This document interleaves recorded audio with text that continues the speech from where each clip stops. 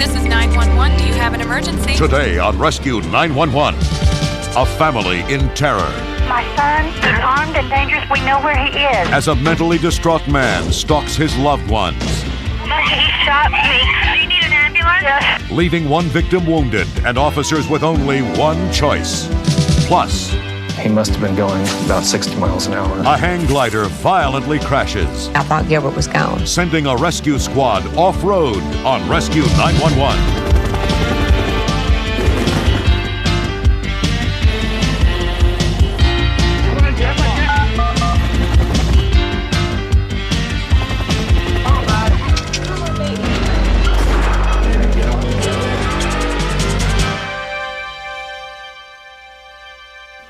We begin in suburban Texas, where 5 years of growing problems finally came to a head for one family on July 20th, 1989. Actors portraying the family members have helped us reconstruct the chain of events that followed.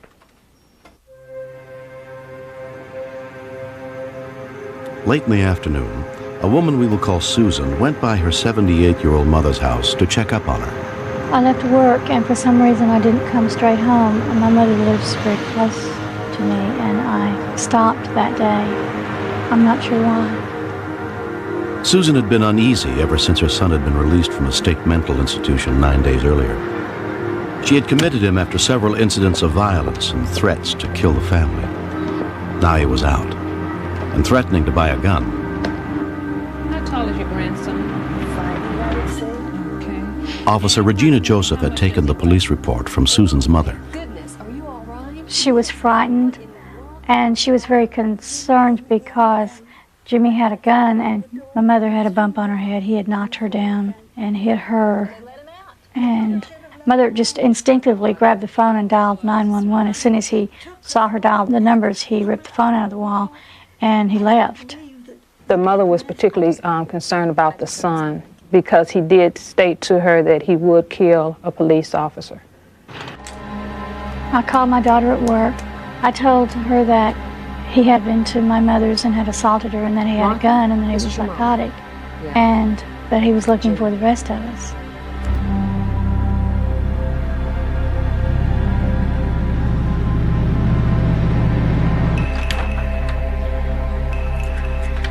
Susan's daughter hurried home to get a few things before going to stay with a friend.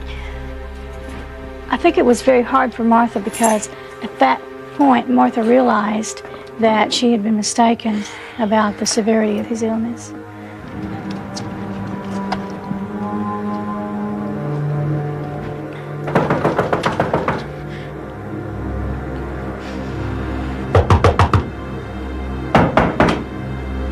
I think we all thought he would come for me first because I was the one who had initiated the commitment proceedings, and I was the one he had initially threatened, and Martha had been his advocate. I don't think it ever occurred to her that he would hurt her. When we continue. He has a gun. Officer. Hello? Officer, where am I supposed to... What's the address, ma'am, please? Martha, I don't know the address.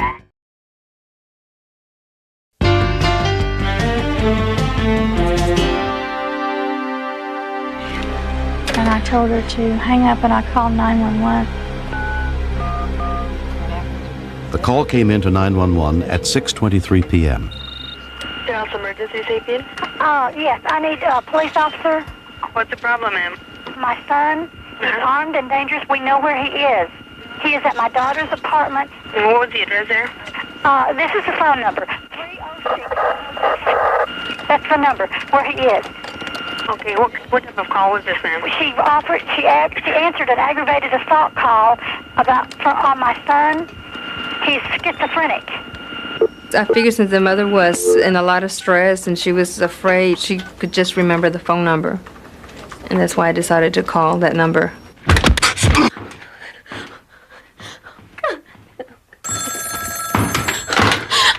Martha? Hello? Get there. He has a gun. Officer? Hello? Officer? Where am I supposed to... What's the address, ma'am, please? Martha? I don't know the address. He's breaking into her apartment. He has a gun.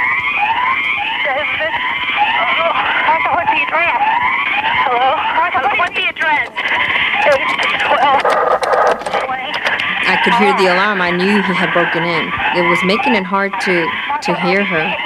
Is he in the apartment? I don't know, Mama. All right. The reason you can't let Mama, he shot me. He shot you? He shot me. Where? The first police officers to respond were Brian Daglewitz and his partner. 6:23, we received the call. We got an emergency call that there had been a shooting at a location. We were getting information from the 911 dispatcher who was on the phone with the complainant that had been shot, who the suspect was, and a description of the suspect.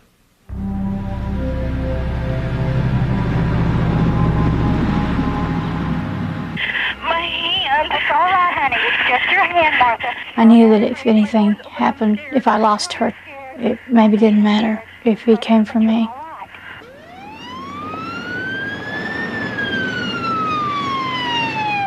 Where are the police? They'll be there. Wrap something around your hand, hold it higher than your heart. Oh, try and slow your breathing down.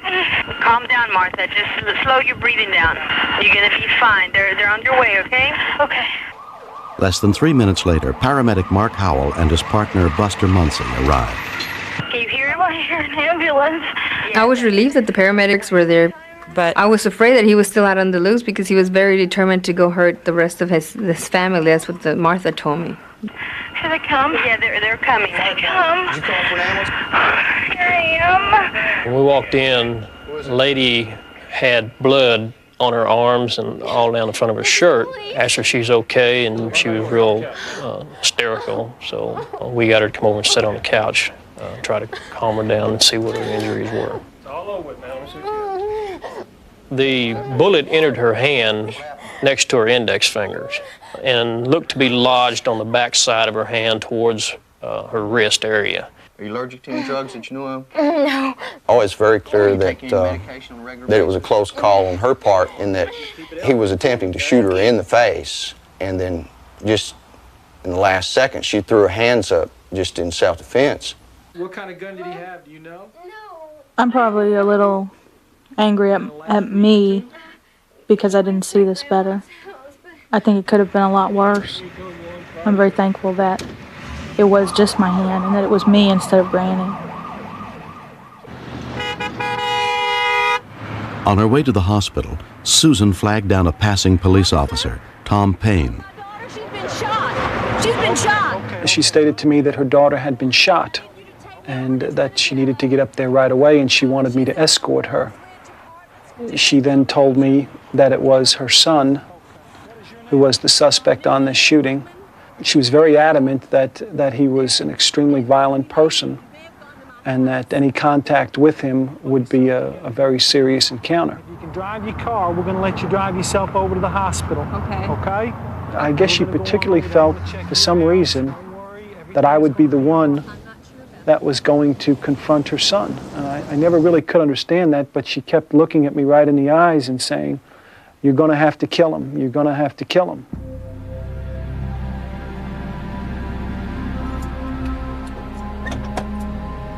Payne had been heading to meet Sergeant Debbie O'Neill.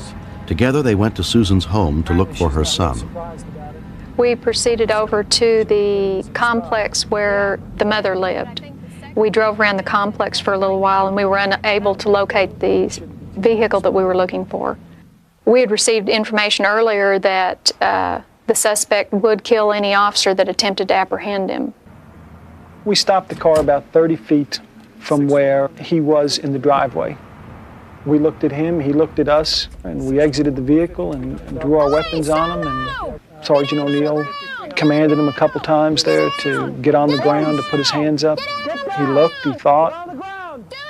Don't move! Don't move!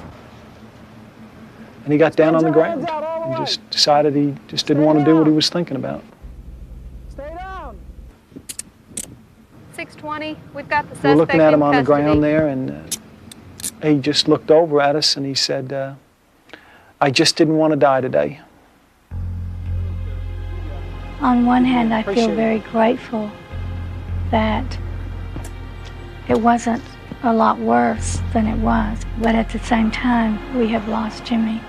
And yet he is still there because Jimmy's still very ill and very angry and still continues to say that when he gets out, there'll be a lot of dead bodies lying around. And we've been told that he means what he says. On the last day of 1986, the plush DuPont Plaza Hotel in San Juan, Puerto Rico was booked to capacity with American tourists. Hundreds of people were packed into the casino on the second floor when tragedy struck. Most of the footage you'll see was taped as a desperate fight for life began. Because it was New Year's Eve, the casino was closing early. And so I said I was going to go in with some of my friends and play for a while. John Benevento and his family had come to San Juan to spend Christmas vacation sunning and gambling. My friend Pat Massaro was on a losing streak, and so we walked out. And as we walked out, a black ball of smoke and flame shot across the staircase, making it impossible to go down that staircase. We backed into the casino. John was trapped. His wife, Joan, unaware of the fire, had just let their 2 young children go back up to their hotel room. I was on the beach faced away from the hotel, and I smelled something very odd. And by the time I got up off the chair and turned around, I couldn't see the first 2 floors of the hotel. There was thick, black smoke, so thick that you just couldn't see the hotel at all. I ran across the beach yelling, "The kids are inside, the kids are in there." And there was nothing I could do. I stood there literally thinking, I'm going to stand here and my children are going to die. When we continue. It was like a bomb going off, and somebody yelled that it was the hotel on fire. And at that point, it looked like a war going on.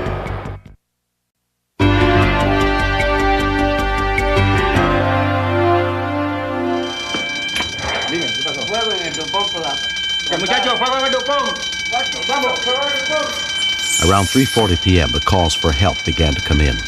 A fire had exploded across the lower floors of the DuPont Plaza, blocking all exits. Hundreds of guests and workers were trapped, including more than 300 in the crowded casino. In a short period of time, the casino turned into a mob scene. Chaos, people on fire, screaming. Blackjack table stools were starting to fly through the windows. People were tossing them out the windows, see if they could break them. Bodies, people were starting to fling themselves through the windows. So that's when I decided to go out the window. When I landed on the cement, the fire just roared, and when I looked up, everybody was on fire. 14 fire trucks, more than 100 firefighters, and 35 ambulances responded to the scene. The front side of the entrance of this hotel was so big, which prevented our ladder truck to reach no higher than the first or second story. That limited us very greatly. When Puerto Rico's interagency disaster coordinator, Ephraim Amott, arrived on the scene, the fire was burning out of control. The heavy smoke that was coming out of the hotel was a nauseous and toxic smoke. So toxic that people can die with just by having 2 or 3 respirations. Flames were all the way up on the wall, up to the 6th or 7th floor. There was a lot of people still in the building, yelling for help. Linda and Michael Wolf had left their 2 teenage daughters by the hotel pool just before the fire broke out. We were in a store, and I started smelling smoke. We couldn't understand what it was. We didn't know what it was. And somebody yelled that it was the hotel on fire. We ran as fast as our feet would carry us back to the hotel. And at that point, it looked like a war going on.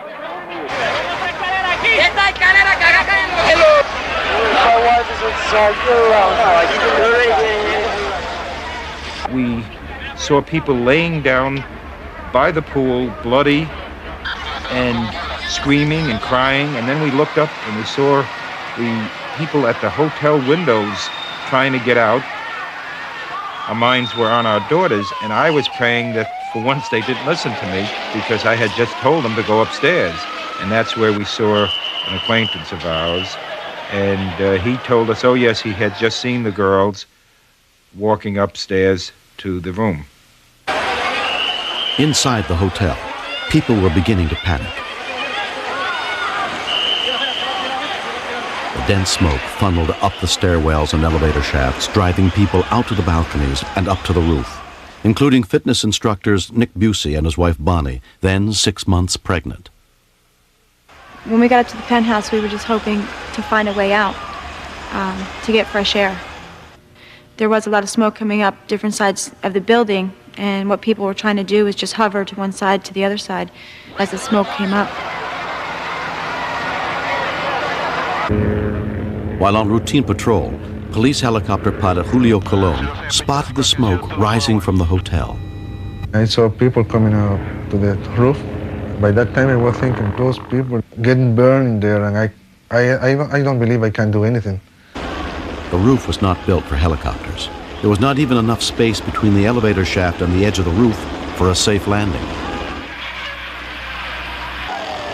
With only a few feet to spare between the blades and the wall, Julio landed precisely on the extreme corner of the roof.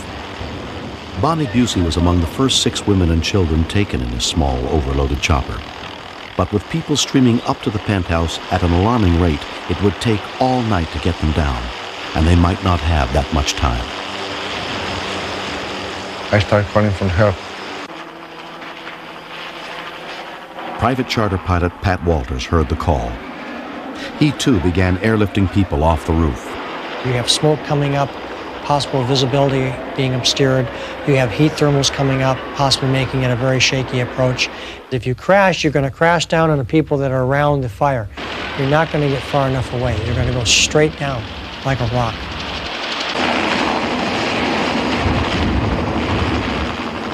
I expected Nick to be right behind me in the next helicopter. 2 or 3 helicopters came in, there was, my husband wasn't there. So I was getting a little bit worried. Police officer Oscar Araya volunteered to be dropped on the roof to help organize the rescue. There he found Nick Busey. I saw a guy pulling people from the balcony to the top of the roof and said to him, I need you to help, because I was alone and we have too many people up there. He answered right away, okay, no problem, I stay with you. And he gone back and stay pulling people from the balcony to the top of the roof.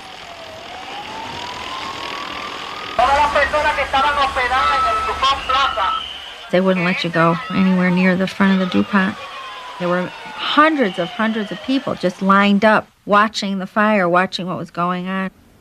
I was just beside myself how I can go on without my daughters, not knowing whether they were alive or dead. When we continue, all I thought about were my children. Where are they? Were they in an elevator? I was just praying that somebody would find them and help them.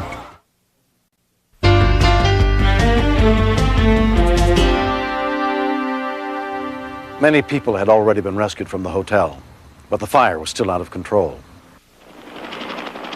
On the streets below the hotel, Joan Benevento waited, hoping that her husband and their children were still alive. The injured were brought to a makeshift triage area near the hotel pool. Most of the victims had respiratory problems because of the smoke. Fractures or some kind of burns. Among the wounded on the pool lounge chairs, Joan Benevento found her husband, John. Both his legs had been broken when he jumped from the casino window and fell 15 feet to the roof below. By the time I arrived, he had been told that the kids were inside, and he was just yelling, God won't take my kids, God, please don't take my kids. He was just beside himself, and I think having to deal with him and try and get him calmed down helped me at least start to move and think again. I saw people being brought down ladders from balcony to balcony. From where I was standing, at times they looked like small people, and I thought, maybe that's them. But as I would watch, it wasn't, and I did not see them at all. National Guard Colonel Jose Maldonado was the third chopper pilot on the scene. Our blades were just simply too large to land on top of the building. So what we did is we hovered next to the building, placed the helicopter with one skid on the side of the building, and people jumped onto our helicopter.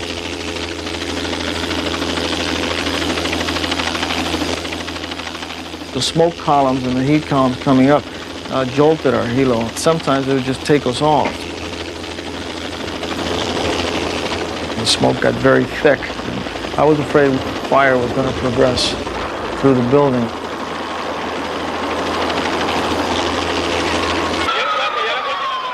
We stood behind the barriers, and it was probably the longest hour that we've ever spent. And I happened to just focus my eyes on two girls coming down out of the rooms. When they were just 3/4 of the way down, it just hit me that it was them. And at that point, there was no barrier that can stop us. We just tore in, we jumped over the barrier, and we ran over.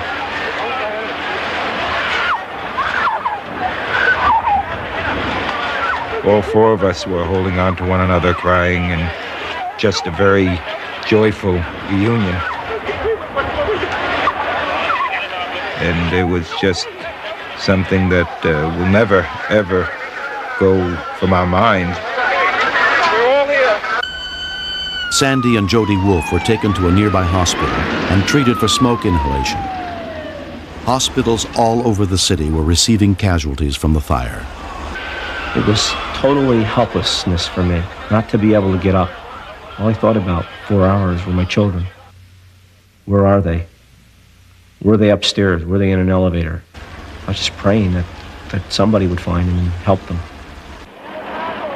Someone from our group told me that they were bringing the people from the roof down onto the beach. So I went right away back down to where the helicopter was coming in. And I think my heart sank because they were all adults. And my thought was, children would have come down first. If my kids had been up there, they would have been brought down. They weren't on the beach. And then I really didn't know where to turn.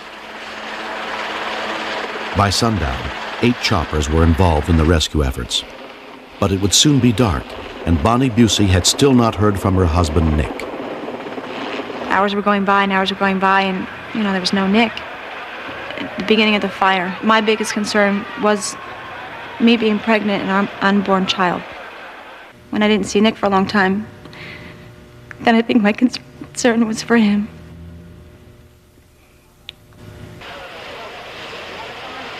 As soon as I was assured by the firemen that they have confined the fire, I sent people with self-contained breathing apparatus to make sure that nobody was still there desperate and looking for help. I found the first body almost at the entrance of the lobby. I feel sad, because those people was innocent people that died right there. It was dark, so I hadn't seen Nick for about 5 hours, and I didn't know where to look. Our friends were staying at a hotel nearby, so I finally got to that hotel. I went inside, and when I walked through the doors, that's when I saw Nick. It was just a very happy moment. After helping more than 150 other people get off the roof, Nick Busey got into one of the last helicopters himself. The helicopter rescue was over. There were no more people being brought down. You're thinking the worst things that imaginable. Now you're thinking of them dead. When I just had no other places to turn, I thought I saw some movement up in the balconies. And as we came across the street and got a little closer, you could see that, in fact, there were people on a balcony. And a little closer, I could see that someone was carrying someone. A little closer still, and that person was a little person, and then the dark hair, and then I saw that it was Brandon. 7-year-old Brandon Benevento had been kept safe in a 14th floor room by a couple who did not know him. someone was holding me back in the crowd because I was trying to get through, and I'm sure they probably thought I was some crazy person.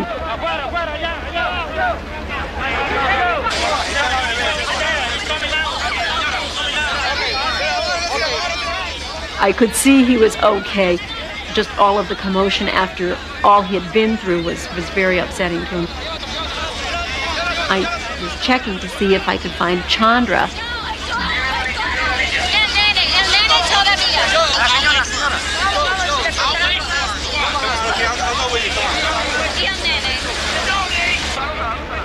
Within minutes, 10-year-old Chandra was put into the arms of a waiting friend. Your brother's okay. Chandra had been kept with her brother by the same couple. Her father was the last to hear. Somebody came screaming over. They found him. They found him. Kept saying, "Are you sure? Are you positive? It's my children." I was so happy to see them. It was just an unbelievable moment.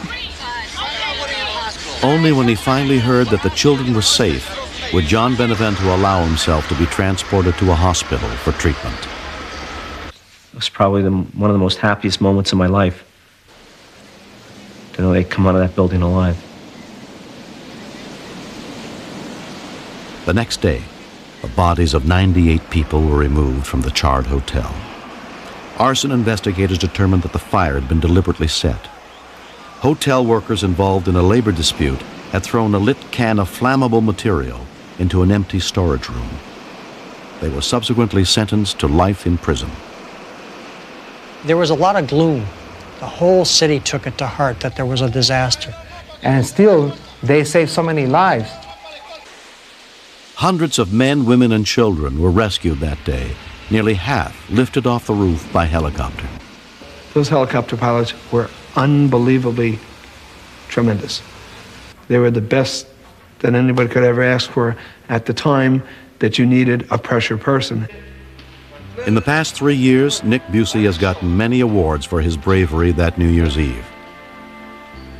Within a few months of the fire, Bonnie gave birth to their first child. When Megan was born, I'd have to say it was probably the happiest moment of our lives. Our baby was healthy, Bonnie was healthy,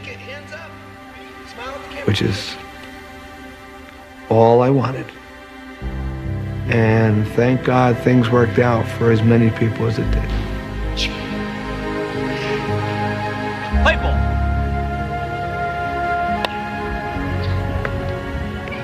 The Benevento family has gone on with their lives, but John lost a lifelong friend, and the fire is still a vivid memory for Brandon and Chandra. I was scared of death, and I was scared of never seeing my parents again and my friends at school. It was nice that my brother and I were together, though. That was the good part about it. My dad was in the casino, but what I didn't know is if he had escaped. And when I saw him, I was just so happy. I didn't know where he was or anything. And I was just so happy to see him. I think it's been very hard for John. I think what these people in that casino went through, I think he saw some sights that I wouldn't want to see in a movie. But you look back and could I have saved some of my friends if I didn't run out of there, or would I have died with them? And to this day, I mean, you just miss them. A lot of times I think of all the people that died in this fire, and I think how lucky I am that I'm not even hurt. It was like, lucky we're alive, all of us.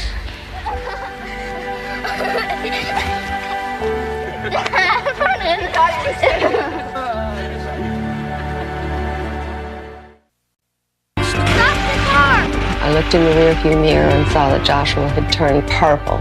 I was panicked, and all I could think about was that he was going to die.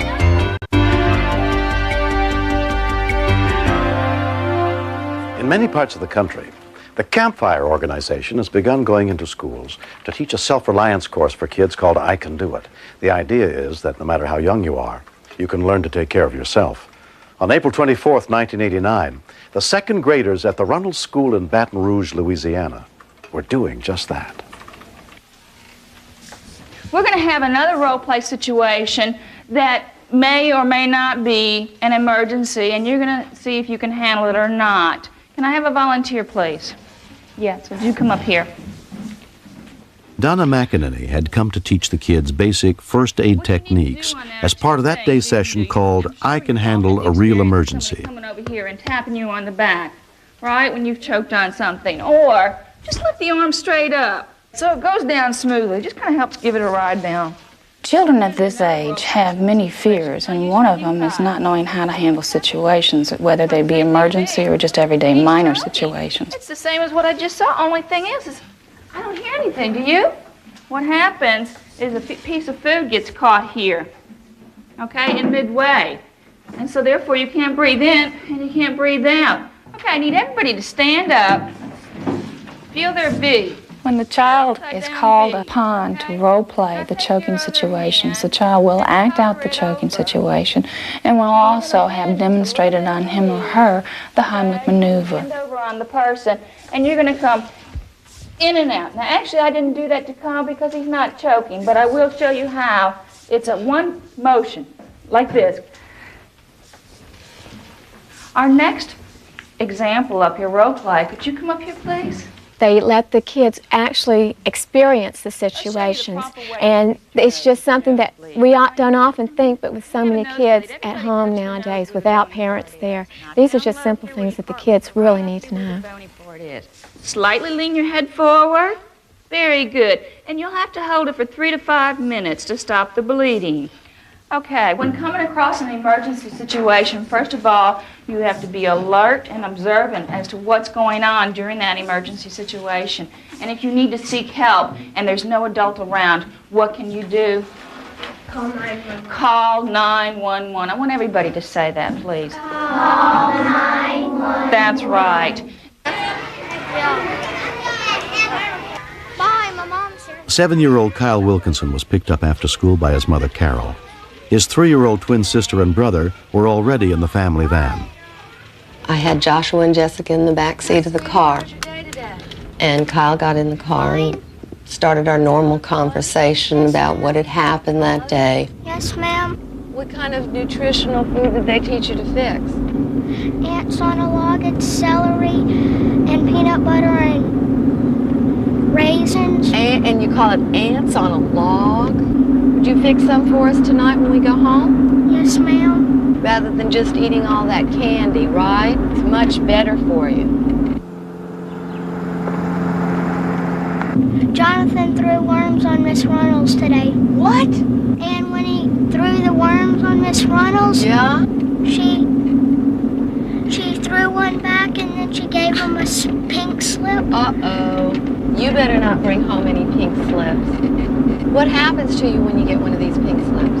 You've got to bring it home, and then your mom's got to sign it, then you've got to bring it to school. So it's really big trouble, huh? Mom, Joshua's choking. Stop the car. I looked in the rearview mirror and saw that Joshua had turned purple.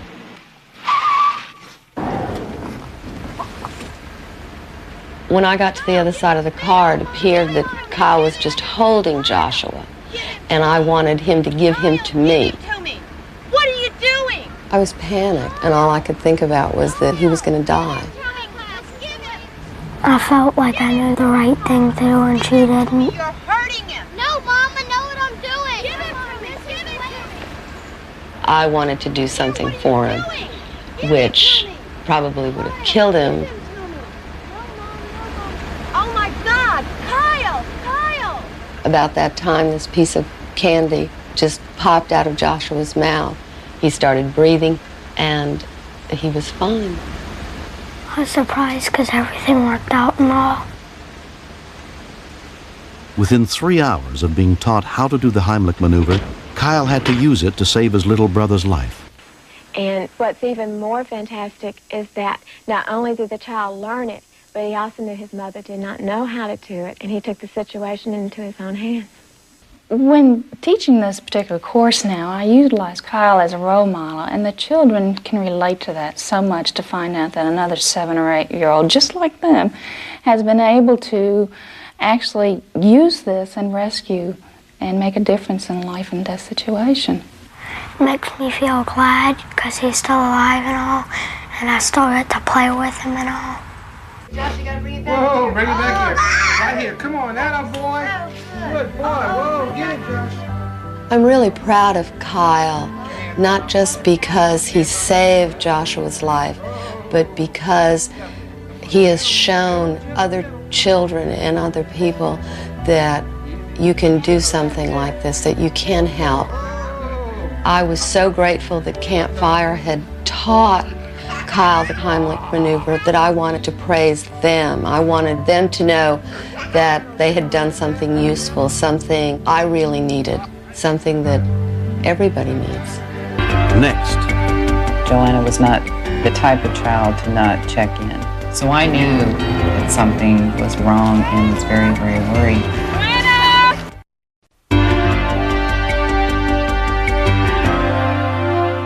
On July 31st, 1987, in a suburb of Richmond, Virginia, 8-year-old Joanna Chinnis disappeared.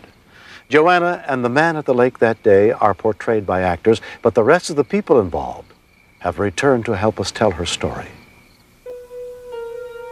I think from the beginning, it was like being in a bad dream. Everything seemed to be in slow motion. It was a beautiful day, and Joanna Chinnis wanted to go fishing. She was new in the neighborhood, so she went by herself to the lake behind her house. Joanna was not the type of child to not check in. She's always really good about checking in. I didn't have to worry about her whereabouts. So I knew by 3 o'clock that something, was possibly wrong and was very, very worried. When Joanna didn't return, the Chinnis family began searching the neighborhood for her. But what Cindy and Carl Chinnis didn't know was that there was a stranger around the lake that day. Around 8 p.m., they called the police and reported Joanna missing. Chesterfield Emergency Services, Walpole. I'd like to report my 8-year-old daughter is missing. Cindy and I kept looking at each other and not believing it. The Chesterfield police arrived within 10 minutes and were quickly joined by search and rescue squads, concerned neighbors, and special search dogs. And about 15 minutes later, special task force with the dogs had come to the house, and by that time I know there was at least 6 or 7 patrol cars out front. Nearly 100 people began searching for Joanna, concentrating on the lake where she had gone fishing. Rescue workers feared she might have gotten hurt, fallen in the lake, and drowned. They had brought in a dog that could sniff the top of the water for human scent. I knew she wasn't in the lake. I wouldn't accept it. The police told Cindy and Carl to stay home and wait in case Joanna called. I was scared. We both sort of hugged each other and said, God, don't let anybody hurt Joanna. That was a long night. It was a long night for everybody. We were very grateful as far as the response of all the neighbors in the community that came out and stayed out all night.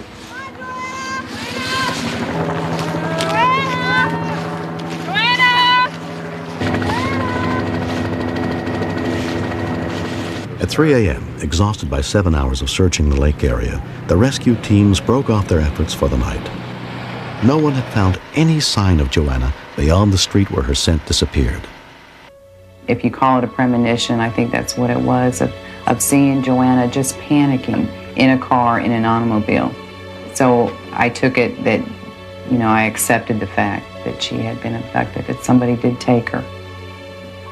Imagine that was hard. I told her, don't say any more. I couldn't stand it.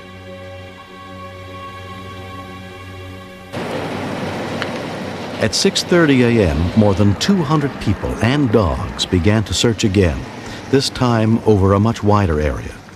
Joanna had been missing for more than 15 hours. We have searcher information sheets being run up now, so we'll have pictures for you all to take with you on your task momentarily. Emergency medical technician Jean Harris was in charge of one search team. We continued to search throughout the morning. We had no luck at all, no clues, nothing at all that indicated that a young child had passed through the area. And at that point, we were looking for an abduction victim. Brooks and her dog and Greg Peck went out to the Cornerstone Church area, and Beth and her dog and I went on a parallel grid to her in a lower swampy area. It was beginning to get dark when Brooks' dog, Buster, picked up a scent. Good girl. I heard Brooks yelling over the radio, status 2, which to us means I've found a victim and I need medical assistance. After 28 hours, Joanna was found lying in the woods less than 2 miles from home. It was like being in a football stadium when somebody just made a touchdown, and it was a big roar, and it was just a complete, relief that she had been found, because the nightmare was over. It was finally over. But it wasn't over. Joanna was barely conscious and bloody from 3 stab wounds in her chest and 1 in her neck. They rushed to get her medical attention. What have you got? Got a chest wound here. Okay. Hold her just 2 seconds. Okay, Let's see what we got. Let's don't wait. Let's get going. Let's go, Dave. We got 3 new chests. At that point, she was holding on to my hand and just wouldn't let go. It was just squeezing as hard as she could. Okay, you're gonna be all right now. You're inside an ambulance. It's all over with. Just relax. Everything's okay. For a while there, it was touch and go. We weren't really sure in the ambulance just exactly what the total extent of her injuries were. When I saw her, she looked so frail. I was afraid that she was going to die. I can't explain the way she looked. I just grabbed her hand and I told her I was so glad that we found her and that she was going to be all right. And she said, "Mom, don't cry." Touched her hand. And that tiny hand, in my hand, it felt so good. Joanna was able to give the police a detailed description of her attacker. The man had seemed nice. He took her in his car to go fishing someplace better, then strangled her and stabbed her 4 times, leaving her for dead. 2 days later, a man matching the description was arrested less than 10 miles away. He pleaded guilty to the abduction and attempted murder of Joanna Chinnis and was sentenced to 3 consecutive life terms in prison. A year and a half after the incident, Joanna is fully recovered from the wounds she suffered in the attack. She was a very lucky girl. The only severe damage was to the lung that was collapsed. The arteries in the neck were missed, the arteries in the chest were missed, the heart was missed. She's just lucky to be alive. Basically, I would say be careful and let your children know that talking just to anyone that they've never seen before is very, very dangerous.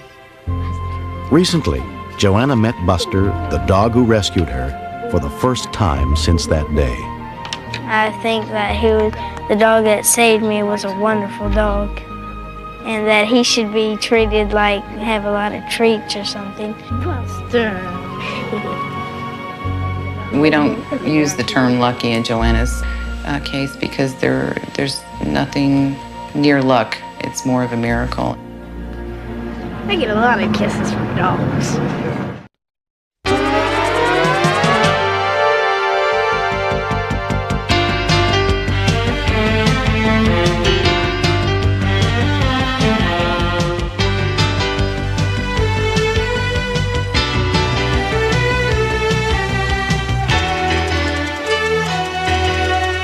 Mr. Shapiro, step out of the car, please.